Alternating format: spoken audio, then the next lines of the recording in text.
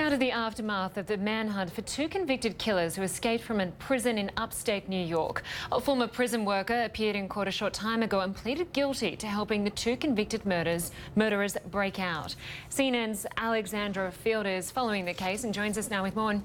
Alexandra, we know Joyce Mitchell pleaded guilty in a deal to avoid possible other charges, including this alleged plot to kill her own husband. Just explain for us what happened in court. Well, basically, this was worked out by the prosecution and the defense, and what they agreed was that Joyce Mitchell would waive her right to have her case proceed to a grand jury. Instead, she came into the courtroom and she pleaded guilty on the same two charges that she had already been previously arraigned on. Those were the felony charges of promoting prison propaganda and also the misdemeanor charge of criminal facilitation. Now, by pleading guilty to this, the district attorney has agreed that he will not pursue further charges against Joyce Mitchell, which, of course, she was vulnerable to. There could have been additional charges as a result of this investigation related to not only promoting prison propaganda, but also related to a conspiracy to murder her husband, Lyle Mitchell. That's a charge that will not be pursued now by the district attorney.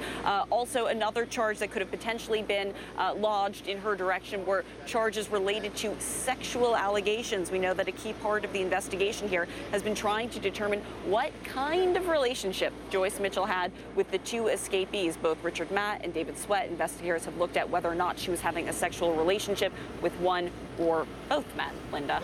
And while this was all happening, Joyce Mitchell was standing there shackled. Her husband was present in court. Just give us a sense of his demeanour.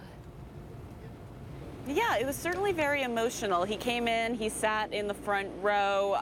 He looked solemn, he looked somber. This is a man whose life has been completely upended over the last 2 months. He had formerly worked at the prison.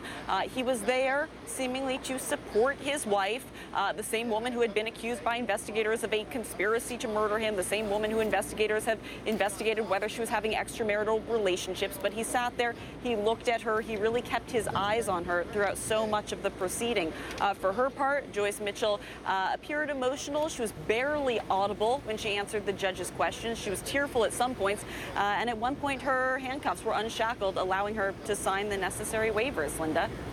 Okay, we'll have to leave it there, but we will continue on following that case to see what she receives when sentencing is handed down. Alexandra Field, thank you very much.